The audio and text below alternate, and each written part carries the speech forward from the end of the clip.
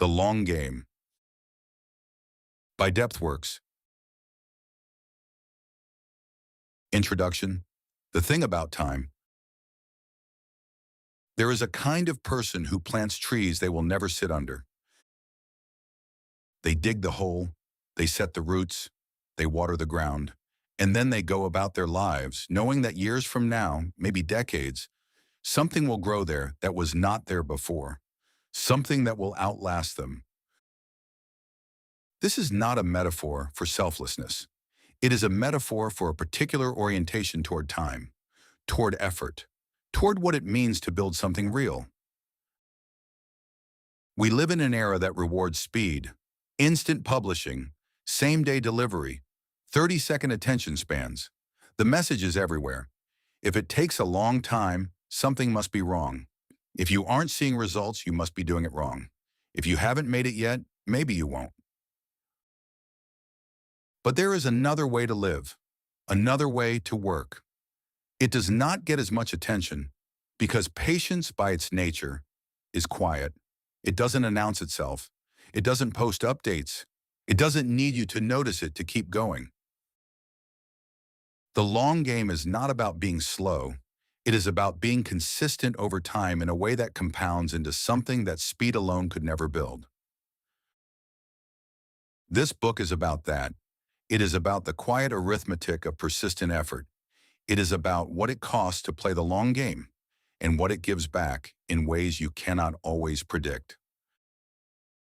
6 chapters, each one a different angle on the same idea. Take your time with it. Chapter 1, The Wrong Clock. We are all running by clocks. The question is which clock you have chosen. There is the clock of urgency, the one that says you are behind, that others are ahead of you, that the window is closing. Social media runs on this clock. So does most of the news. So does the voice inside your head at 2 in the morning when you can't sleep and you are calculating how old you are and how much time you have left. There is the clock of comparison, the one that measures your progress against someone else's, usually someone who started earlier, or had different circumstances, or is simply at a different stage of the same road. This clock is almost always wrong, but it is very loud. There is the clock of expectation, the one built from what you were told life should look like by a certain age. Get the degree, land the job, build the career, hit the milestones. This clock was set by other people, and it ticks loudest when your life doesn't match the schedule. None of these clocks are real. They are constructs.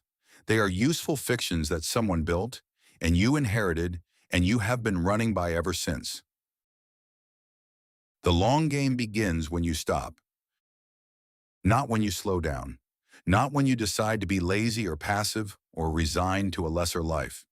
When you stop running by someone else's clock and start asking a different question, what am I actually building here? And over what time frame does it make sense? A forest doesn't grow on the schedule of a quarterly report. A skill doesn't deepen in a weekend. A reputation isn't built in a campaign. It accumulates through years of consistent behavior. A relationship doesn't become what it can become in the first 6 months. These things have their own timelines. They cannot be compressed. The reason most people fail at the long game isn't lack of talent. It isn't lack of ambition. It is that they are measuring themselves against a clock that doesn't apply to what they're building.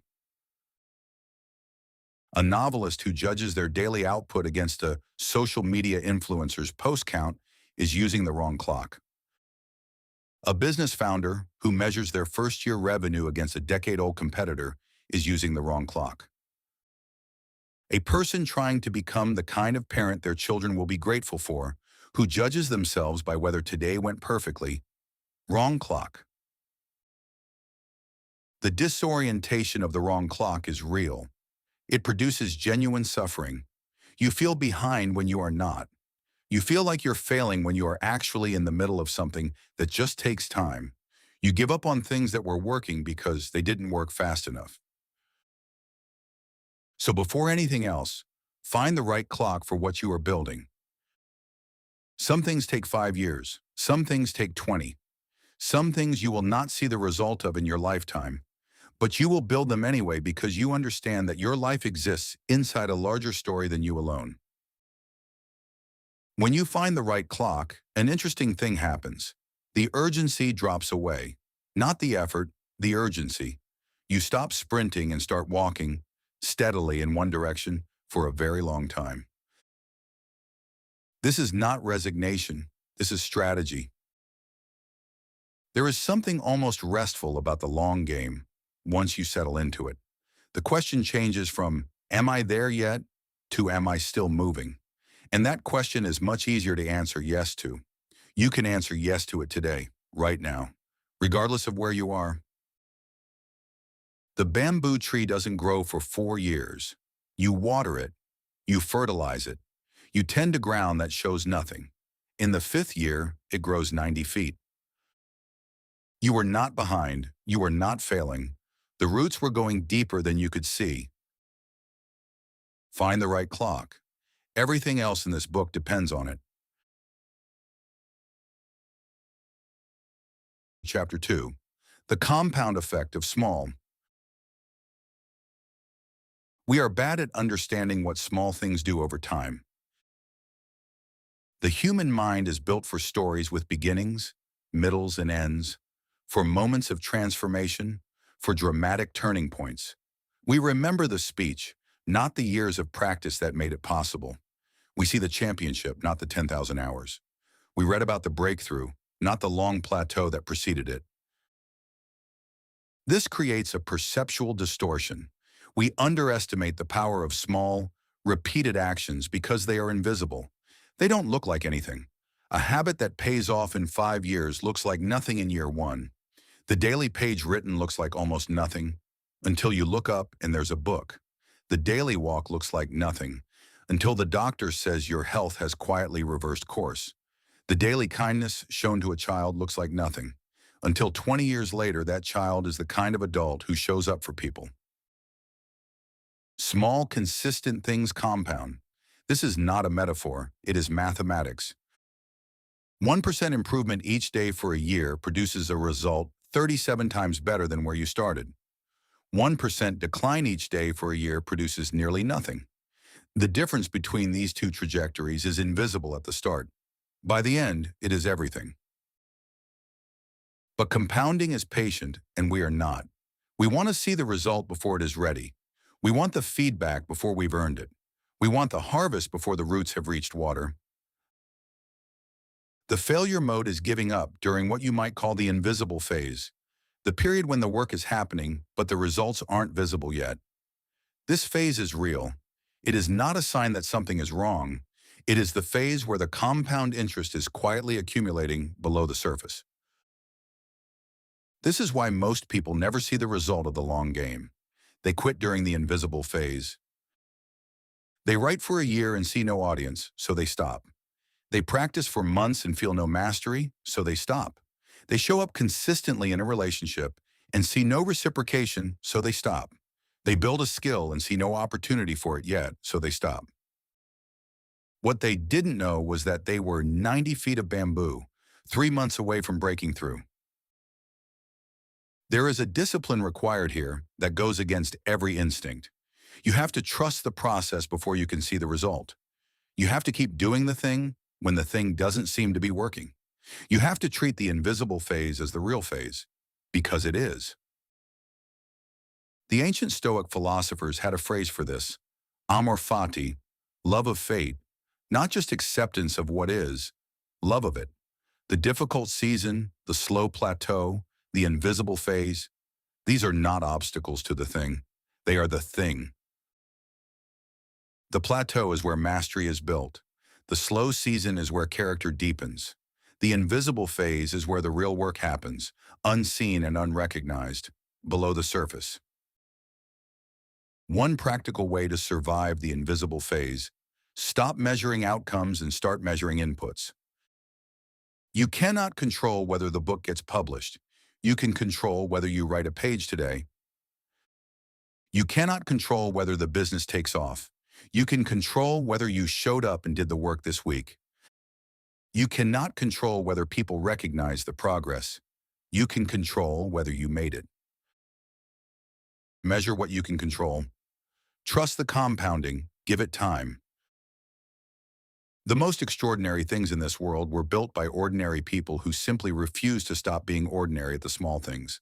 Not glamorous, not exciting, just consistent over a long enough period of time to let the math do what it does.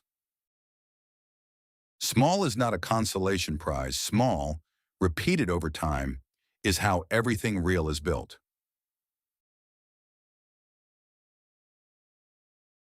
Chapter 3. What costs you the game? You do not lose the long game all at once. You lose it in small decisions made quickly that you barely register at the time.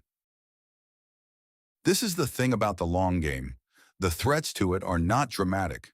No one wakes up one day and decides to abandon their life's work. No one makes a single choice that costs them everything. It happens gradually, through 1,000 tiny compromises that each seem reasonable in the moment. The first thing that costs you the game is urgency addiction. Urgency feels like importance. The inbox full of emails, the phone full of notifications, the constant stream of things that need a response now. These feel vital. They feel like the work, but almost none of it is the work. The work is usually slow, deep, and quiet, and urgency is its enemy. When you choose the urgent over the important, day after day, week after week, year after year, you wake up one morning having been very busy for a very long time without having built anything. The long game requires protecting the deep work, the things that don't have a deadline, the things that don't notify you, the things that need long, uninterrupted time to develop, and that will quietly die without it.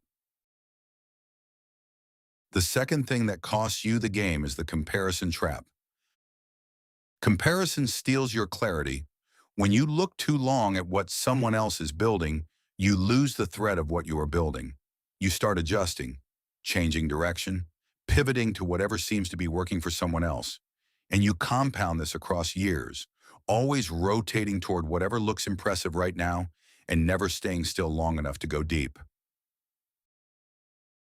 The long game requires a kind of deliberate ignorance, not ignorance of the world, but selective blindness to the comparison. You have to know your lane and stay in it with a commitment that might look from the outside like stubbornness. The people who win the long game are often boring in this way. They keep doing the same thing. They refine it.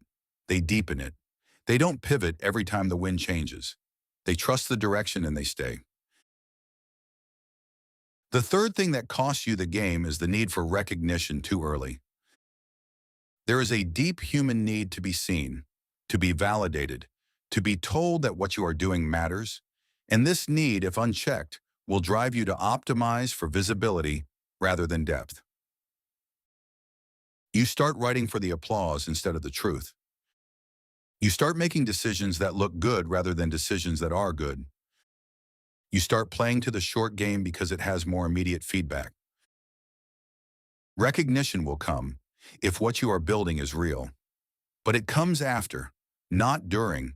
And if you make recognition the goal, you will compromise the thing that would have eventually earned the recognition, and you'll end up with neither. The fourth thing, quitting during difficulty instead of because of strategic change. There is a difference between quitting because you've carefully assessed that this path is wrong and changing direction wisely, and quitting because it got hard and the results weren't visible yet, and you lost confidence. The long game will get hard. That is not a sign to stop. Difficulty is not information. Difficulty is just difficulty. The question is not, is this hard? But is this still the right direction? If yes, stay. Do the hard thing. Come out the other side. If no, stop. But make that decision from clarity, not from exhaustion. The fifth thing, perhaps the quietest and most dangerous, losing the why. At the beginning of any long game, You have a reason. It might be love, conviction, a vision of something you want to exist in the world. This is the fuel that makes the work possible, especially when no one is watching and the results aren't there yet. Over time, if you're not careful, the why fades. The routine takes over. The work becomes habit without heart. And eventually you're doing the thing without knowing why you're doing the thing, and there is nothing left to sustain it. Come back to the why regularly. Remind yourself what you are building and why it matters. Not as motivation theater, just as a quiet reorientation, a hand on the compass. This is what costs you the game. Not failure, not opposition, not bad luck. The quiet, everyday choices that accumulate into a direction you never intended to go. Pay attention to the small decisions. The game is won and lost there. Chapter 4. The patience that is not passive. There is a confusion in how we talk about patience. We treat it as the absence of action, as waiting, as the thing you do when you have no other choice, as if patience is what happens when urgency is removed. But the patience of the long game is not passive at all. It is one of the most active states a person can inhabit.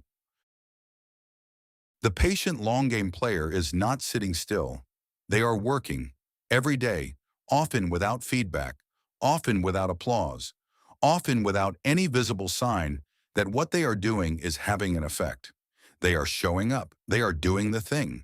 They are building the thing, one day at a time, in the direction of something they believe in. The patience is not in the waiting. The patience is in the not stopping. Think of it this way. Two people are running across a landscape. One sprints for 100 meters, then collapses and waits to recover, then sprints again, then collapses. The other walks, steadily, without stopping. After the first 100 meters, the sprinter is ahead. After the first mile, the walker has caught up. After 10 miles, the sprinter has stopped. The walker is still moving. The walker is not being passive. The walker is working harder in a different way. The discipline of steady motion requires a particular kind of courage because it offers no drama, no burst of visible effort, no moment to point to and say, "There, that was the thing." It just keeps going. This is what patience actually is, the discipline to keep moving steadily when no one is watching and there is no obvious reward for continuing. It requires a quieting of the ego. The ego wants the dramatic. The ego wants the sprint, the surge, the visible effort that others can see and acknowledge. Steady, invisible progress does not feed the ego. It feeds something else, something slower and harder to name. Call it integrity. Call it conviction. Call it the sense that what you are doing matters regardless of who notices. There is also a skill to patience that is rarely talked about, knowing when to slow down in order to go faster later. The musician who practices slowly with full attention to each note will outperform the one who practices at performance speed and reinforces the mistakes. The builder who takes the time to get the foundation right will outperform the one who builds fast on soft ground. The leader who develops people slowly with genuine investment will outperform the one who keeps replacing people and starting over. Slowing down is not the enemy of the long game. Slowing down when done deliberately is often the most effective acceleration possible. This requires trust. Trust that the slower path is the faster one over a long enough timeline. Trust that the solid foundation will make everything above it more stable. Trust that the investment is real even when it doesn't produce immediate output. This trust is hard-won. It usually comes from having seen the alternative, from having rushed, built on soft ground, and had to start again. The best teachers of patience are often the most expensive lessons in impatience. There is one more thing about patience that is worth naming. It is not the same as indifference. The patient long game player cares deeply about the work, about the outcome, about what they are building. That care is what makes the patience possible, because care is the fuel that keeps you working when the results are invisible. Indifference is easy to sustain. You can be indifferent forever, but patience, active, working, caring patience, requires something of you.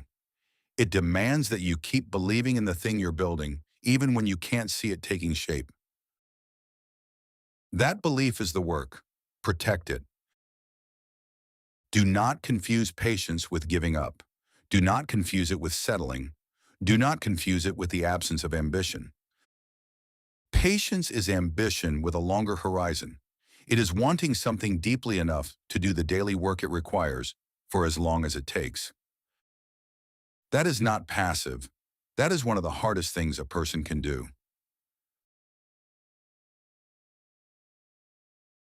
Chapter 5. The People of the Long Game. You cannot play the long game alone, or rather you can try, but the attrition will get you.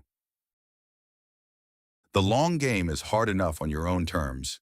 When you add the friction of people who don't understand it, who pull you towards short-term thinking, who need you to perform urgency and produce immediate results, it becomes nearly impossible.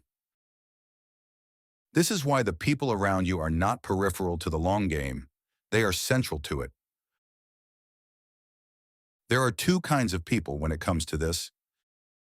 The first kind, people who make the long game harder. Not necessarily because they are bad people, but because of how they operate. They are transactional. They measure value by immediate output. They lose interest quickly. They don't understand why you keep working on something that hasn't paid off yet. They offer advice that sounds like wisdom, but is actually urgency in disguise. You should pivot.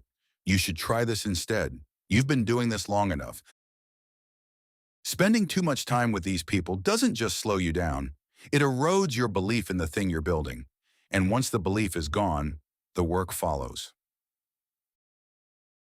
The second kind, people who make the long game possible. They understand what you are building. They play a long game of their own. They don't need you to succeed right now to believe in you. They can sit with you in the invisible phase and still hold the vision. They ask good questions instead of offering fast answers. These people are rare. They are also worth more than almost anything else you could invest in. Building relationships with long-game people is itself a long-game investment. It doesn't happen quickly. It requires showing up over time with honesty and genuine interest. It requires being the kind of person they would want alongside them, which means playing your own long game, quietly and consistently with integrity. There is something else about the people of the long game, mentors and those who have already done what you are trying to do. A mentor who has played the long game in your field is worth more than almost any other resource. Not because they have the answers. They don't, and the good ones will tell you so. But because they have seen the invisible phase and come out the other side. They know what the plateau feels like from the inside. They can tell you, this is normal, this is the price, this is what it looks like when it's working, even though it doesn't feel like it yet. Find those people, not to extract their knowledge, but to be in proximity to their perspective. The long view is contagious.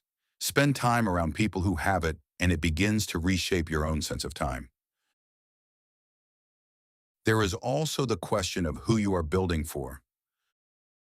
Some people play the long game for themselves, for their own mastery, their own creative satisfaction, their own quiet sense of having done the work well. This is a valid and noble reason.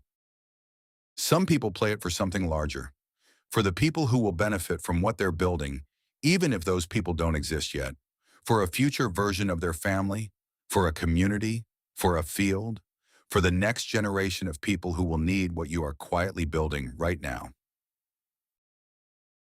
When you know who you are building for, the patience becomes easier, because it is no longer about you and your timeline.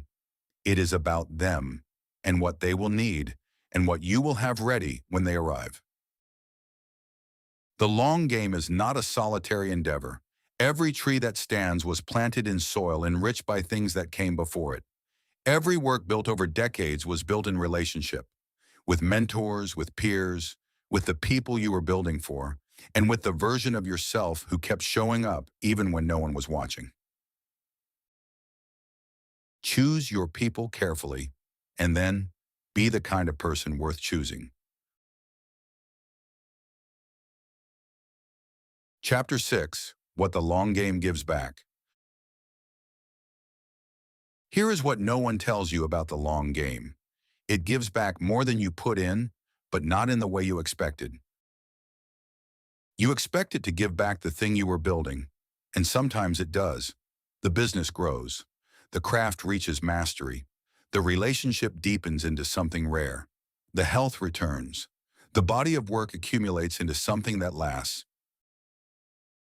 But the long game also gives back something you didn't know you were building: yourself. When you commit to something for a long time, when you show up for it consistently, when you work through the invisible phase, when you survive the difficulty without quitting, you become someone different, someone more solid, someone whose word to themselves means something, someone who knows they can do hard things because they have done hard things in private for a long time. This is the hidden dividend of the long game, the compound interest on character. The person who has played the long game for 5 years is not just further along the path. They are a different kind of person than they were when they started. They have developed patience as a lived skill, not just a concept. They have learned what they are made of. They have earned a relationship with their own resilience. And this changes everything. Because when the next hard thing comes, and it will come, they go into it differently. They don't panic as quickly. They don't look for exits as early.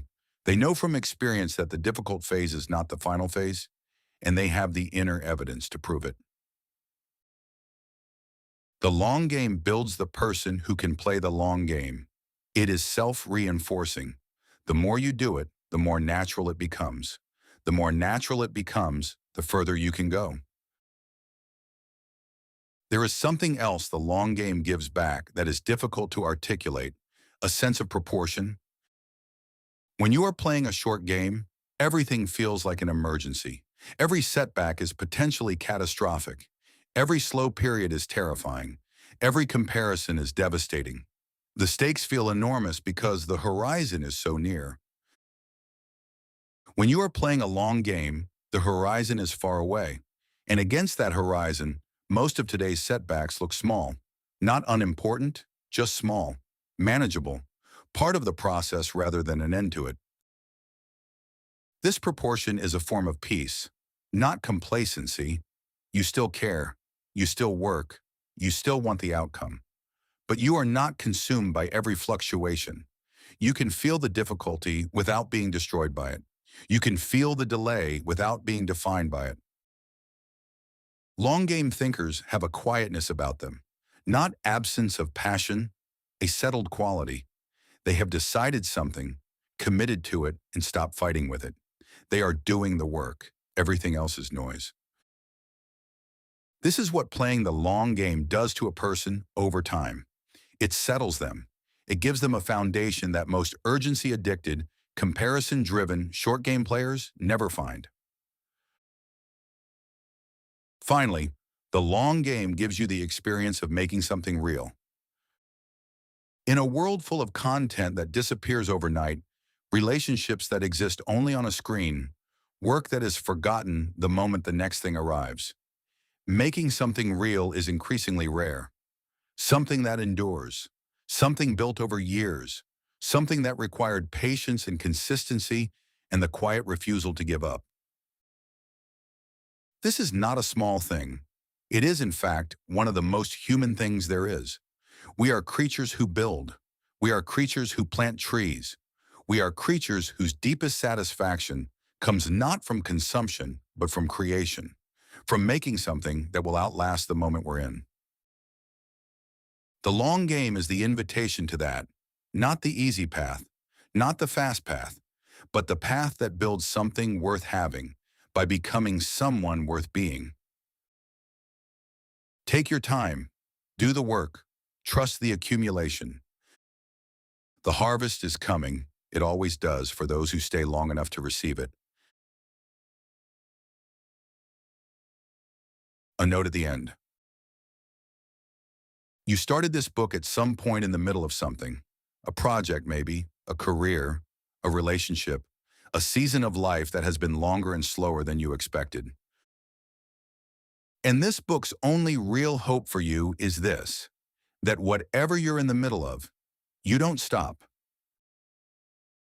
Not today, not this week, not because it got hard or because no one noticed or because someone else seems further ahead.